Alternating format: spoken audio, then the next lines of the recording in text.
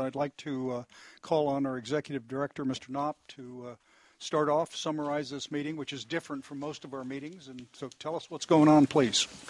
Thank you, Mr. Chairman. Good afternoon. I am Chris Knopp, the Executive Director of the Delta Stewardship Council, and I will be acting as today's hearing officer.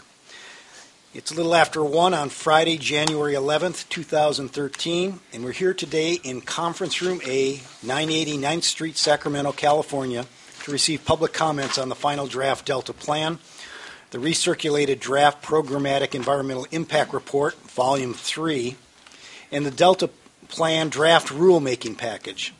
This discretionary review hearing is being held during the concurrent 45-day written comment periods on the recirculated draft EIR and rulemaking package, which will close on January 14th. Please note that under the rulemaking provisions of the California Administrative Procedure Act, the Council will also hold on January 24th, 2013, a hearing dedicated to receiving comments, orally and or in writing, on the draft rulemaking package, notice of which has previously been both published and sent by mail to interested parties. Before we begin with public testimony, staff will provide a short overview of the three interrelated processes, the Delta Plan, the EIR, and rulemaking, including information about the draft economic and fiscal impact analysis contained in the rulemaking package. Following the staff presentation, we'll proceed to the public testimony. The purpose of this hearing is to receive public testimony. Witnesses presenting testimony will not be sworn in, nor will council members or staff engage in discussion, debate, or cross-examination of the witnesses. We will take under submission all written and oral statements submitted or made during this hearing. We will respond to EIR comments in writing in the final EIR and to rulemaking comments in writing in the final statement of reasons. This entire hearing will be recorded by a certified shorthand reporter.